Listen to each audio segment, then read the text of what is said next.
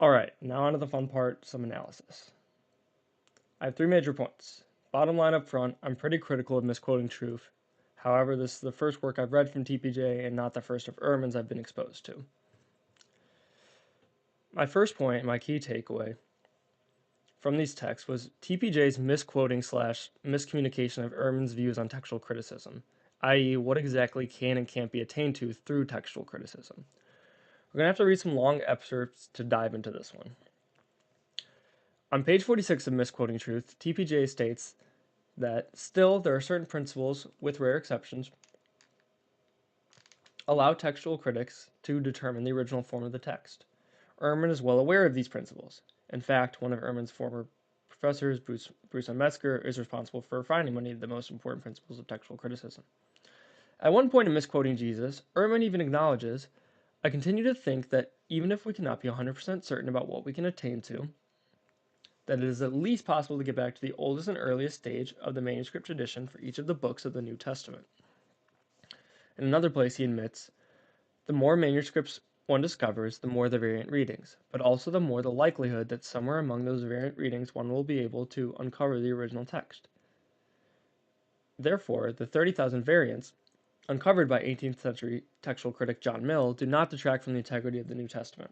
They simply provide the data scholars need to work on to establish the text, a text that is more amply documented than any other in the ancient world. And yet, it seems that Ehrman wants, in the words of one reviewer, to have his text critical cake and eat it too. Okay, this portrayal of Ehrman's views is highly problematic. First and most importantly, the quote about the variants uncovered by John Mill aren't even Ehrman's views.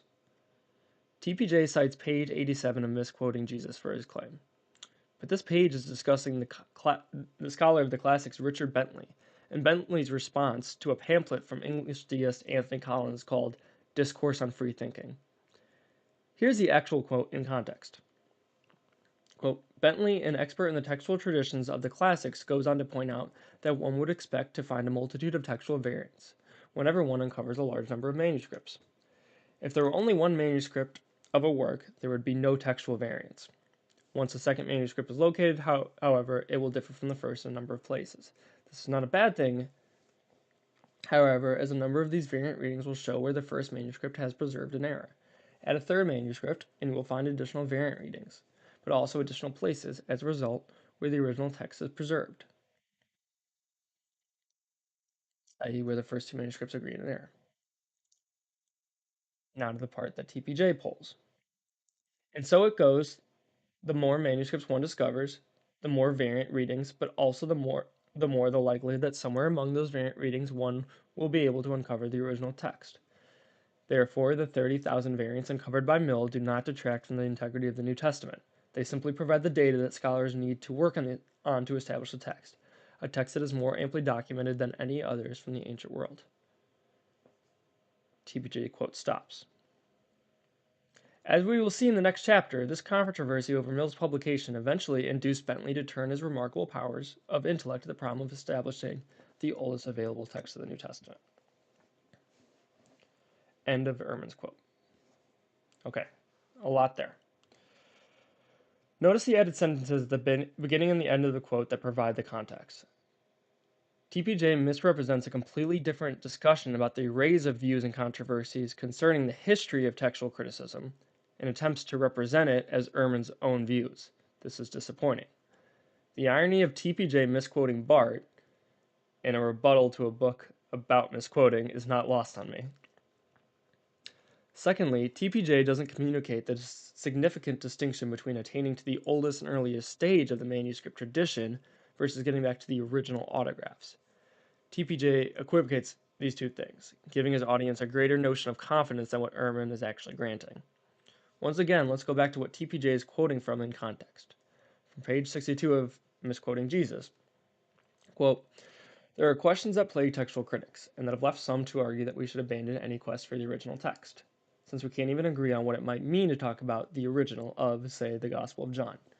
For my part, however, I continue to think that even if we cannot be 100% certain about what we can attain to, we can at least be certain that all surviving manuscripts were copied from other manuscripts, which were themselves copied from other manuscripts, and that it is at least possible to get back to the oldest and earliest stage of the manuscript tradition for each of the books of the New Testament. All of our manuscripts of Galatians, for example, evidently go back to some text that was copied. And all of our manuscripts of John evidently go back to a version of John that included the prologue and chapter 21. And so we must rest content that knowing that getting back to the earliest obtainable version is the best we could do, whether or not we have actually reached back to the original text.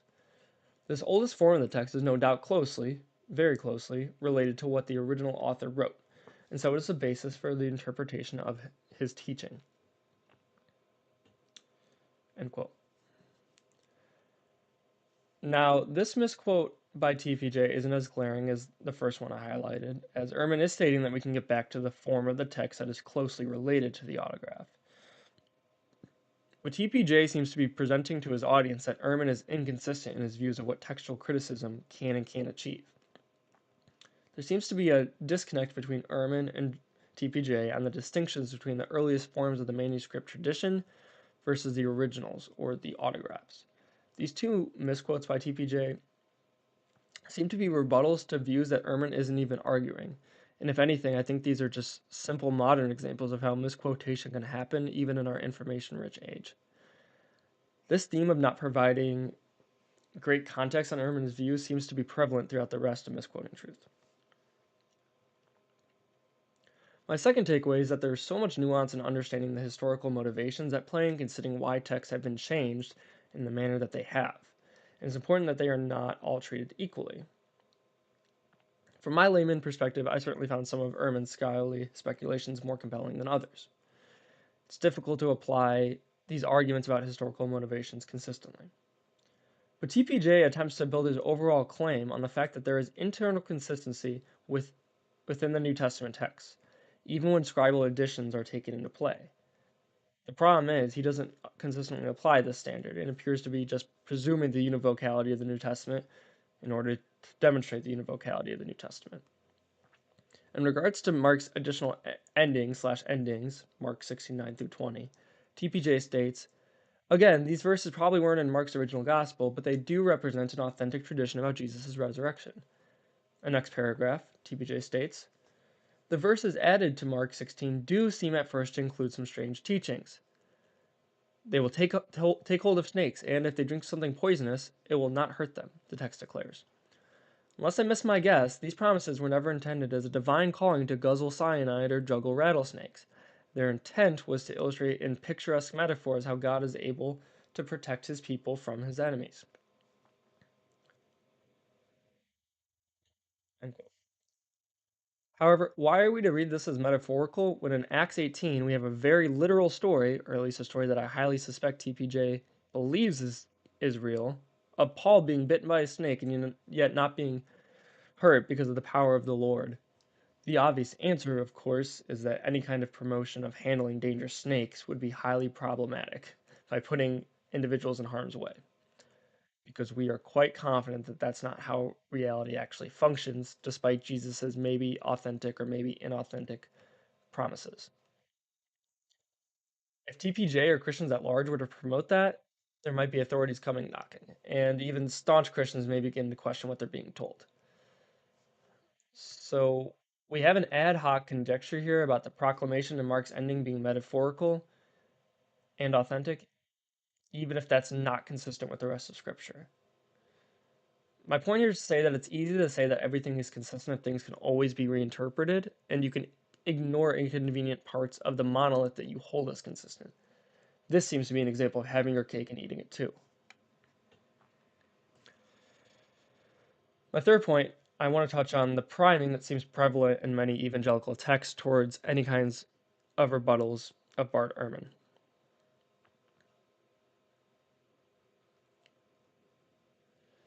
Although TPJ is cautious to clarify that he holds no personal animosity towards Ehrman or his views, on page 24 of Misquoting Truth, in his overview of Ehrman's history, TPJ states that, quote, today the former evangelical describes himself as a happy agnostic. In a recent interview, Ehrman commented that when someone dies, that person simply ceases to exist, like the mosquito you swatted away yesterday. And then, end quote.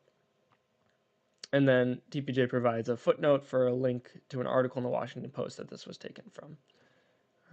Unfortunately, the article was behind the Washington Post paywall. I couldn't access it.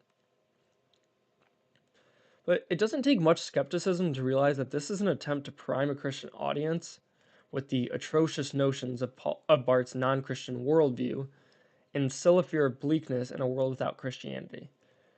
Providing this quote has no other purpose in discussing textual criticism, and it's meant to resonate with readers that may already have an unfavorable view of Barth. Now, the issue here isn't that there's just a bias present, or even negative sentiments towards another person's views. But what is problematic is the attempt to present a facade of a rigorous, unbiased truth pursuit meant to appeal to a lay audience, while also just providing jabs that are obviously meant to prime said specific audience. An audience that has probably picked up this book because they're looking for a refutation of Ehrman's concerning perspectives in the first place. I make this last point here because it's not just a problem in Misquoting Truth. It's also present in many other evangelical apologetic works. For example, this one right here, getting the camera there, is an appendix to Josh McDowell's evidence that demands a verdict, and it's a discussion about Barth that has a lot of similar rhetoric.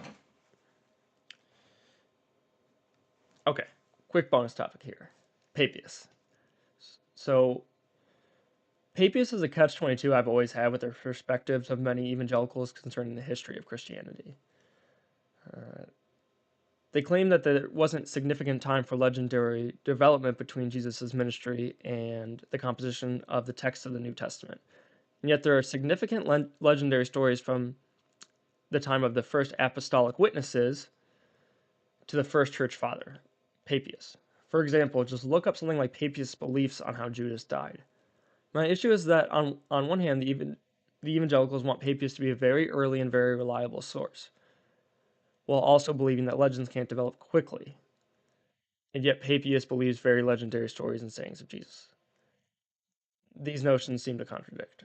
Of course, we don't have any extant writings from Papias, only attributions to him from later church fathers. I haven't read any primary sources of Eusebius, which is where we get our Papias attestations from, many of them. So if you'd like to see that in the future, let me know. I've been wanting to go through Eusebius' ecclesiastical history for a while now. One final note, TPJ attempts to stipulate that traditional authorship claims being true are not required for Christianity to be true.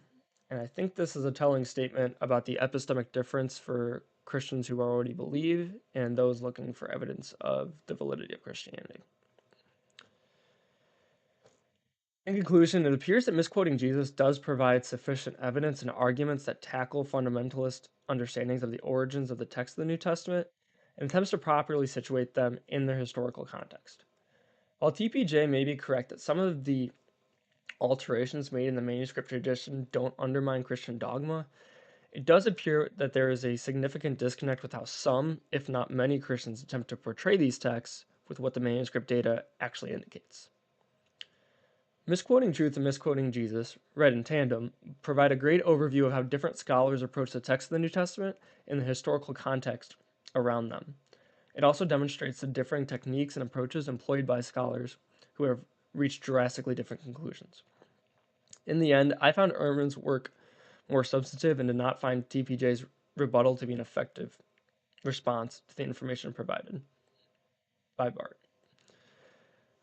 However, I am certainly biased towards some of Ehrman's conclusions about Christianity in general, which maybe we'll discuss in a later video. That's all I have for today. Thanks for listening, and try not to think about the pink elephants.